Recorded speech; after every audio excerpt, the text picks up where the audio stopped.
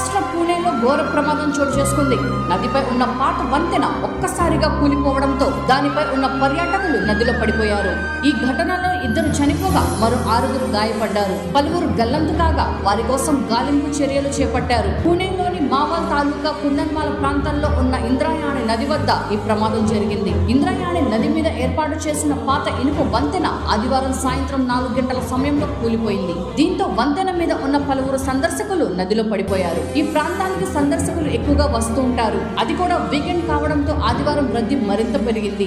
వంతెన కూలిపోయిన సమయంలో బ్రిడ్జి మీద 125 మంది వరకు పర్యాటకులు ఉన్నట్లు తెలుస్తోంది.